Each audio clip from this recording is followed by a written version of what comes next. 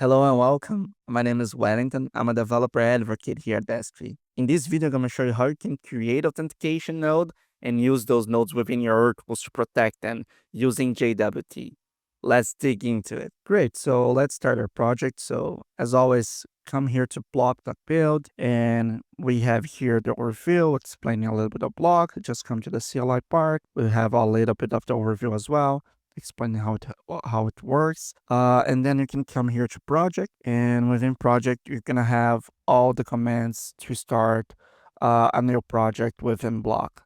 So just follow this. It's very basic. Just you can just choose HTTP trigger, Node.js, install the examples as yes, and that's basically what I did here for this project that I have over here. So I created as Blok authentication demo, and I have that already open here within my cursor. Good. Now let's start basically adding the stuff we need to make this work. Open up your terminal and within the project or just the built-in terminal within your editor, and we are going to install a couple of packages. So this package we're going to be installing here is JSON Web Token, bcrypt, and the MongoDB package. Just install them. After it's done, let's install now the types for the JSON Web Token and also the types for the bcrypt. Great. Let's just install those. Awesome.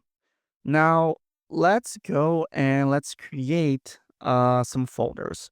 You can come here to SRC and then you can come to nodes and let's create a new folder called Auth. Great. And let's do also a new folder called as UI. Great. So we can just separate some concerns here. It's gonna be easier for us to organize ourselves. And then as you can see here within our project, we already have a .env.local file. Please do not change the information that you have in here. This information is basically what is going to make your Blok application work. So do not change any of this information. I mean, you can change the project name, that part is fine. But the other part, I really recommend you not to change because you can basically affect how the application is going to be working. Good. All you have to do, just paste this information. And don't worry, I'll be sharing with you the GitHub repo for this project. So you can just go there and copy that yourself if you need to. So that's not a problem. And here we have the MongoDB URI, the JWT secret, refresh secret, and the base URL, and the node env. Of course, for the JWT secret and the refresh secret, you can always change it to any if you would like, just or generate some rand key. It doesn't matter.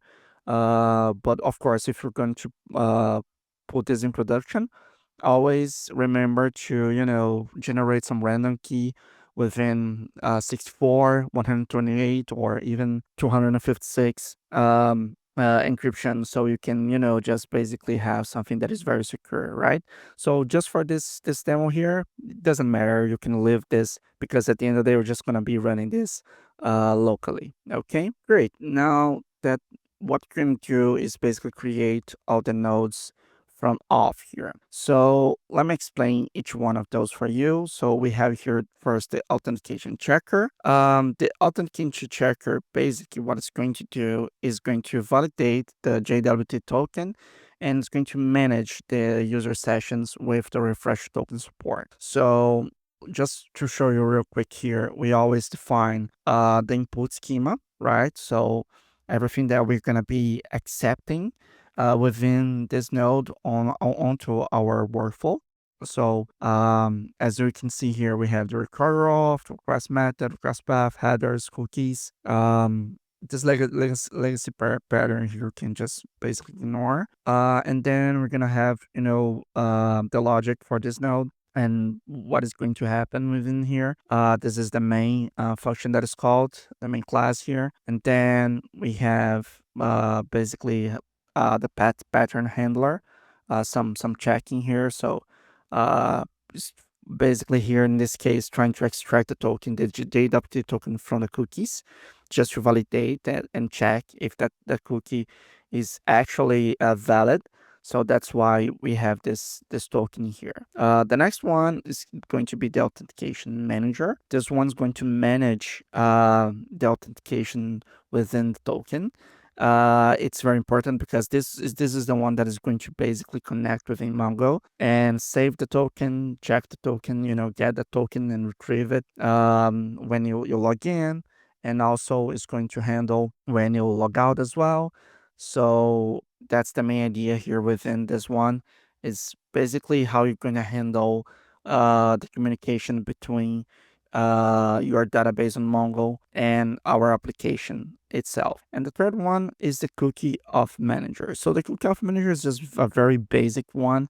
It's just to basically create a cookie within the browser. We have here the set cookie and we have the clear cookie. So it's very simple, it's very straightforward. And we just have Index here to just export and then make it easier for us to basically create them on the nodes file. So let's do that right now. So we have the nodes file over here, as you can see. And all we have to do is just basically import our nodes here. And then we just have to pass them all within this const with adding here. So let's just add them authentication nodes, right? So the authentication checker, the manager, and the cookie auth manager. This is important because those are the names that those nodes are going to be null for. So the idea is that on the workflows within these names, you're going to be able to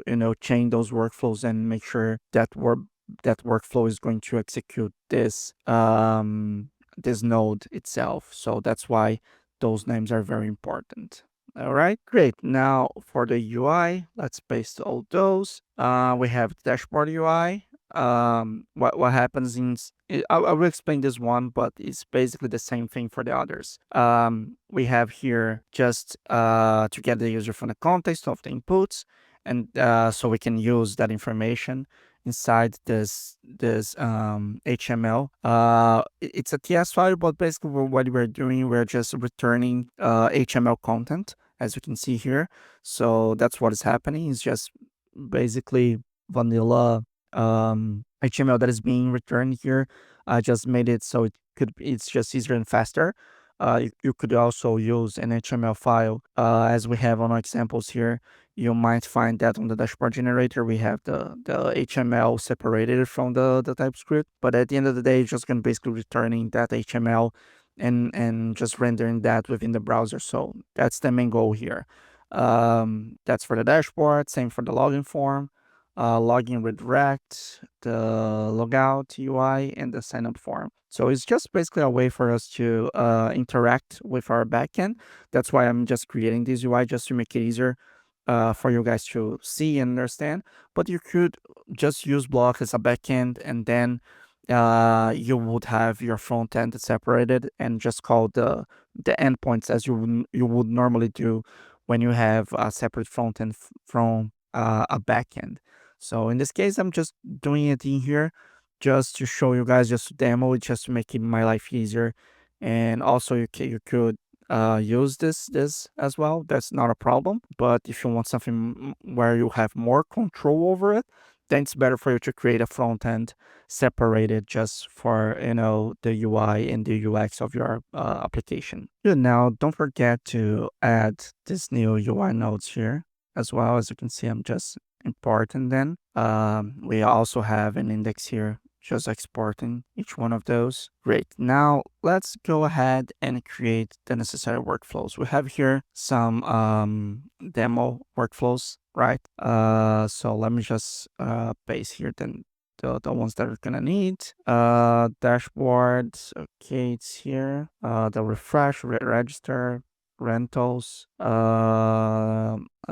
Okay, so let me start here within the login one. So we have here the method as this asterisk because basically we are accepting any type of method here. So in this, we accept the main ones, get, we accept post, put, delete, batch, and then, you know, the main ones you would be using in method here. But when you put this asterisk here, it means that you, in this workflow, we are accepting all of them. And then we have this built-in node called if else. And with this one here, what we do basically, we just check which request method is being used. We just use the lowercase here just to make sure we are comparing the method within, you know, the correct lowercase, or the correct case in this matter. And we're checking here first if it's a get, and then we're going to basically run this step called show login form. So if it's a post, we're going to process the login. So we're going to run these steps here. In this case, just on one step for the authentication manager. And else, if there's something else than that, I mean, some kind of method that does not exist, we're just going to basically call as method not allowed. So that's why we have the else here. So pretty basic, pretty straightforward. But yeah, that's the login here. We would do basically the same on logout. Just going to be basically checking out what is coming and then redirecting for the right thing, depending on which request method is getting being, you know, passed within the workflow. For the refresh the token. That's why we need that.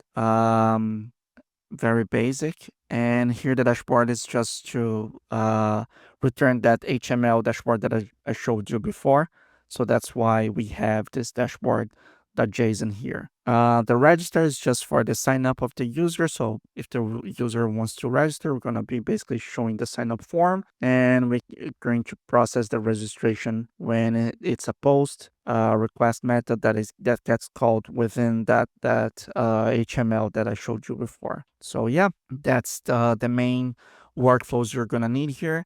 So before I show you how that's working and I show you that on the browser, we're gonna need to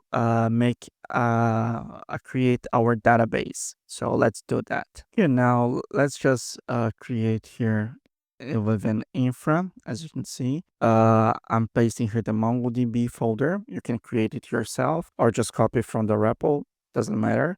The most important one here is just our Docker Compose YAML file. So it's just a normal MongoDB database. You gotta have Docker running. So make sure your Docker instance is running. Let me just confirm here if mine is Docker PS. Okay, it's running. So let's go to MongoDB. Oh, sorry, it's infra MongoDB, and then let's run Docker Compose up -d. Great. So we have our MongoDB running. We can check here with Docker PS. Perfect. That's it. We have our database already running. It's probably already accepting connections. Yes, let's then, before we do that, before we test the application, there's something else you gotta do. Just come here to SRC, come to the runner, and then open the HTTP trigger. So within the HTTP trigger, all we have to do is just add a couple of check-ins for the cookie header to be able to work within our application. So all you have to do is come here to this line 188, right? And then what you're going to do, sorry, the 189, just press some enters here, and let's just paste this code here. Oh, I'm sorry, supposed to get the code here. Just a second. Okay, let me just fix this. Okay, good. So yeah, just this code here where we are going to check within our context, within our variables, the set cookie header. Within that, we're going to include that, right? If we don't have anything, it's just going to just basically ignore it. But it's just to be able to check if we have the cookie headers or not, and be able to read those cookies from the browser, so we can just, you know, check if those cookies or those tokens are valid tokens, or if they're not expired or anything like that. So here is the basically idea. Okay, great. Now let's build our application just to make sure we don't have any errors here. And let's run our application. So npm run dev. Okay, great. It's running on the port 4000. Let's open our app within the login and bam, that's great. It's working. Now, before we create an account, let's also check how our authentication guard is working for, the other workflows. So let's get another workflow here from those that we have, like the dashboard one. So let's try to open dashboard without logging in, and that's great. We have an authentication required. That's amazing. So we can make sure that it's working at this moment. If that particular workflow, like the dashboard one, has this authentication checker here, that is the node that is going to check if we have a valid token before any other step, you can understand that it's going to work, and it's going to basically show the user, hey, you have to be logged in to be able to access this page over here. So just go and log in before you do anything else, and you'll be able to access this page. So that's amazing. So let's go ahead and let's create a new account. So let me put my first name. Okay. My email, example.com. That's great.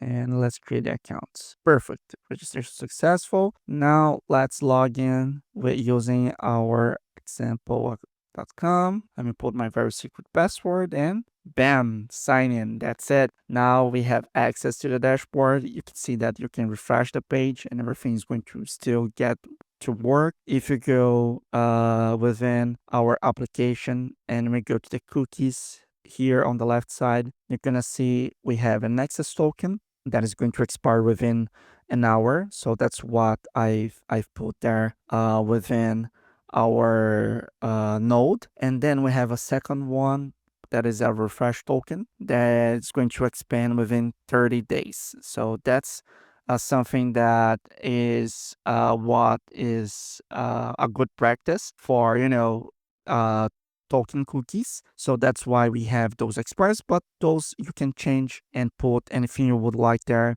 It doesn't matter. I guess there's some limits on what the browser is going to accept, but then you are free to choose whatever time you want in terms of how long this is going to take to expire within those limits. Great. So we also can see we have a console log here. We have our user, the first name, last name, the last login, the ID.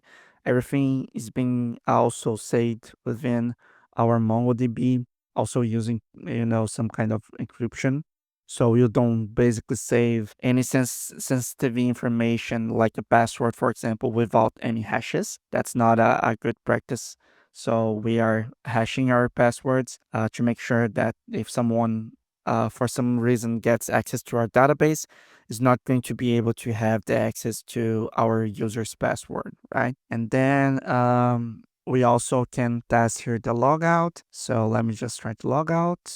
Okay, that's great. It's cleaning out our tokens. So just to make sure uh, it's not going to, stay some expired tokens there, which can produce some type of bugs or mistakes, or, some kind of not great scenarios when you're trying to, work with authentication. So yeah, that's great that everything is working. We also have a forgot your password here, but it's just a placeholder, and this is going to stay for you as a challenge. So I left this forgot your password here for you guys, so you can try to create that yourself. So let me just put here example.com again and log in. And then you're going to see here, we have the edit profile and the settings. If you try to just click on it, those workflows does not exist. There's nothing to render there. So I will leave this as a challenge for you. Create the settings for this application, and also the edit profile UI as well, if you want to. This would be a great challenge for you to see if you understood how Blok works, how to create nodes, or how to create workflows. And don't forget, if you have any questions, and you're just, wondering how to create workflows or how to create nodes or just want to see some examples, you can always go to block.build. That is our documentation. And within our documentation, you're going to find an explanation about nodes, workflows. You also have on the CLI a way for you to create nodes. We have some examples here like the database smart query here that you can read about it. You can see how it works. It also comes as an example for you to see within our examples when you are creating a project. So if we go back to our code, we can see here we have the DB manager workflow, and you also have within the nodes examples the DB manager nodes where we have the mapper, we have the query generator, and you have the UI here. So those are also part of our examples within the project. So that's it. I hope you guys liked it. Please subscribe to the channel. Leave your like if you liked it. Comment if you have some kind of question or you just want to, send us a little bit of your love. Also, don't forget to go to Blok, GitHub, and, leave some stars there. We really appreciate that. And if you have any kind of suggestions on content that you want to see me creating on, or some kind of good information you could share with us, please just come to our Discord. All of that is within the description of this video. And yeah, have a great week and see you in the next one. Bye.